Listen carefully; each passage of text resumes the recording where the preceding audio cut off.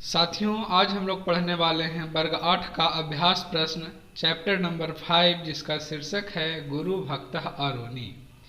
तो आइए इसके पहले प्रश्न को देखते हैं। पहला प्रश्न में है संस्कृत में उत्तर दें, यानी जो भी प्रश्न संस्कृत में पूछा गया है उसका जवाब हमें संस्कृत में ही देना है। तो देखते हैं, क नंबर में है आरुणिः गुरुः कः आसीत्, यानी आरुणि के गुरु कौन थे। तो इसका जवाब होगा आरुणिः गुरुः ऋषि धौम्यः आसीत्, यानी आरुणि के गुरु ऋषि धौम्य थे। ख नंबर में है भग्नि क्षेत्रबंधे आरुणिः किम स्थापितवान्। इसका हिंदी होगा टूटे हुए पगडंडी में आरुणि ने क्या रखा। तो जवाब होगा भग्नि क्षेत्रबंधे आरुणिः मृत्तिकाम स्थापितवान्, यानी टूटे हुए पगडंडी में आरुणि ने मिट्टी रखा। ग नंबर है आरुणिः कुत्र लंबमानः अतिष्ठत्, यानी आरुणि कहाँ लेट गया था। तो इसका जवाब होगा आरुणिः भग्ने क्षेत्रबंधे कर्दमाक्ते जले लंबमानः अतिष्ठत्, यानी आरुणि टूटे हुए पगडंडी में और कीचड़ सने हुए जल में लेट गया था। वो जो पानी का बहाव था वह पानी कीचड़ से सन गया था, इसलिए गंदे जल में टूटे हुए पगडंडी में वह लेट गया था। घर नंबर का क्वेश्चन है क्षेत्रबंधे आरुणिं दृष्ट्वा धौम्यस्य हृदयं कीदृशम् अभवत्, यानी क्षेत्रबंधे पगडंडी में आरुणि को देखकर धौम्य का हृदय कैसा हो गया। तो इसका जवाब देंगे क्षेत्रबंधे आरुणिं दृष्ट्वा धौम्यस्य हृदयं स्नेहेन आर्द्रम् अभवत्, यानी पगडंडी में आरुणि को देखकर धौम्य का हृदय स्नेह से द्रवित हो गया, आर्द्र हो गया, यानी स्नेह से प्यार दुलार से उनका हृदय है जो भींग गया कि देखो यह कैसा शिष्य है जो मेरे वचनों को मानकर, मेरे आज्ञा को मानकर ठंडे में इस तरह से ये पगडंडी में लेटा हुआ है, लेकिन पानी के बहाव को रोक दिया है। अब देखते हैं अंगा नंबर क्वेश्चन है आरुणिः संसारे केन कारणेन अस्मरणीयः अभवत्, यानी आरुणि संसार में किस चीज के कारण अस्मरणीय हो गया, मतलब हमेशा याद करने योग्य हो गया। तो इसका जवाब देंगे आरुणिः स्वस्य गुरु भक्तया कर्तव्यनिष्ठया च कारणेन संसारे अस्मरणीयः अभवत्, यानी आरुणि अपनी गुरु भक्ति और कर्तव्य निष्ठा के कारण संसार में अस्मरणीय हो गया, यानी उसके पास जो अपने गुरु के प्रति श्रद्धा थी, भक्ति थी और जो कर्तव्य निष्ठा थी, उसी के कारण वह संसार में अस्मरणीय हो गया, हमेशा याद करने लायक हो गया। अगर सोचिए साथियों, अगर यह ऐसा काम नहीं करता तो आरुणि के जैसे वहाँ बहुत सारे शिष्य पढ़ रहे थे, हम किसी का भी नाम नहीं जानते, लेकिन इन्होंने यह जो कर्तव्य दिखाया, गुरु के आदेश का पालन किया, उसी के बदौलत यह आज तक स्मरणीय है।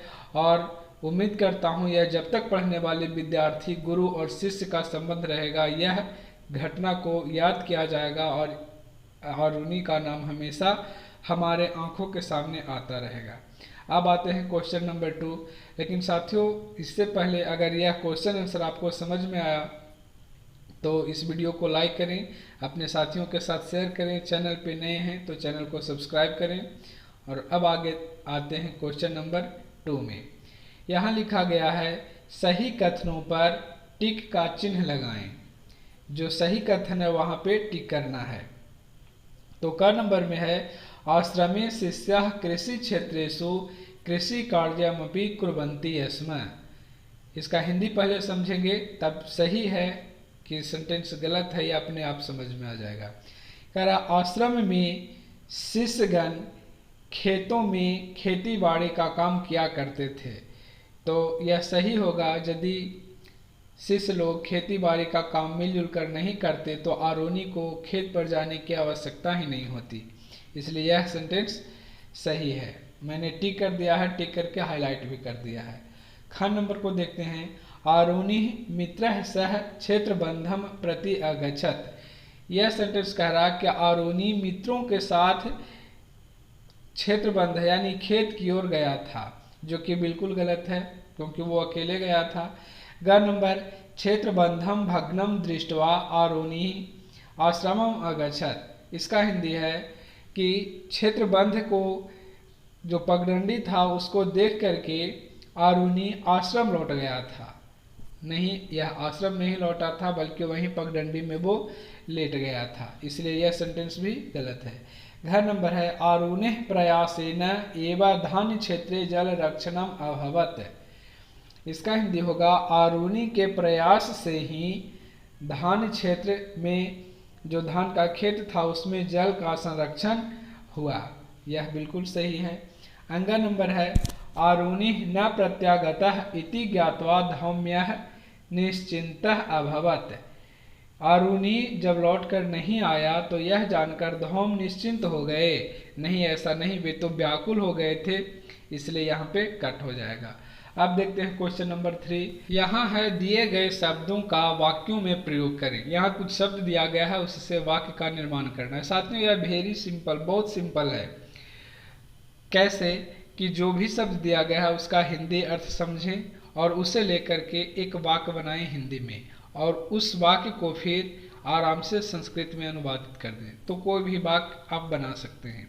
यहाँ लिखा गया है वर्षा काले, मतलब वर्षा के समय में, तो मैंने बनाया है वर्षा काले मयूरा नृत्यन्ति, यानी वर्षा के समय में मोर नाचते हैं।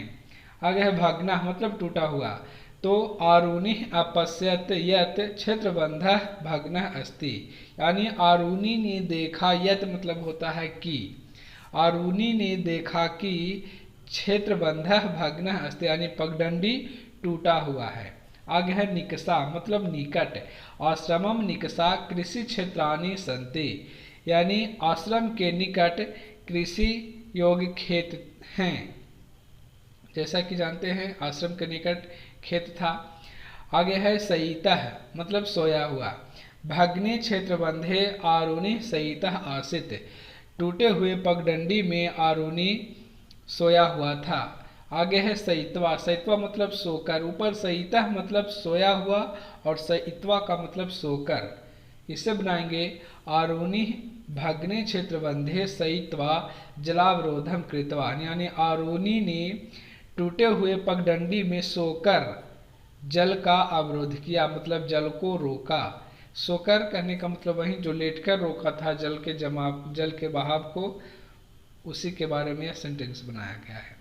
अब देखते हैं क्वेश्चन नंबर 4। यहाँ दिया गया है रेखांकित शब्दों के कारण सहित विभक्ति निर्देश करें, मतलब जो भी शब्द रेखांकित किया गया है मैंने यहाँ हाईलाइट कर दिया है, उसे कारण सहित विभक्ति को निर्देशित करना है, मतलब किस कारण से यह इस विभक्ति में है।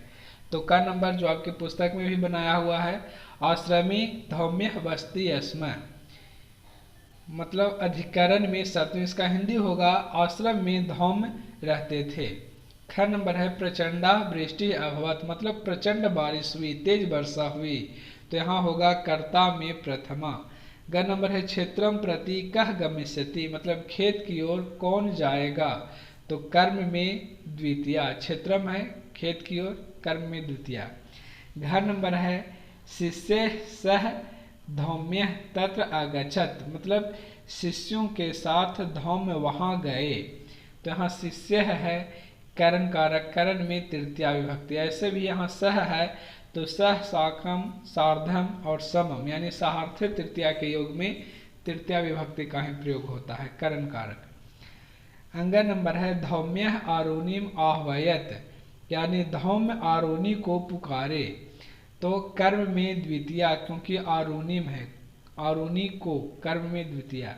4 नंबर आरुणि धान क्षेत्रात न आगता है, यानी आरुणि धान के खेत से नहीं आया, तो यहाँ हो जाएगा आपादानमी पंचमी। इस प्रकार से क्वेश्चन नंबर 4। अब 5 को देखते हैं। यहाँ है 5 नंबर में निम्नलिखित क्रियाओं का पद परिचय दें। जो भी यहाँ पे शब्द दिया गया है, क्रिया दिया गया है, उसका पद परिचय, मतलब समझिए तो एक प्रकार से आधार कार्ड बनाना है, मतलब इसका पूरा एड्रेस देना है कि इस धातु का है, कौन से लकार का है, कौन से पुरुष का है, कौन से वचन का है, इस प्रकार से। तो देखते हैं, पहला नंबर है अतिष्ठत, यह अस्था धातु का है, लंग लकार प्रथम पुरुष और एक वचन का। उसी प्रकार से आगे हम देखते चलेंगे। असी का अस धातु लट लकार मध्यम पुरुष एक वचन। अछिपत छिप धातु लंग लकार प्रथम पुरुष एक वचन। करिश्यामी, करिश्यामी है जो क्री धातु रिट लकार उत्तम पुरुष और एक वचन। आहवयत, इसका हो जाएगा आहवे लंग लकार प्रथम पुरुष एक वचन।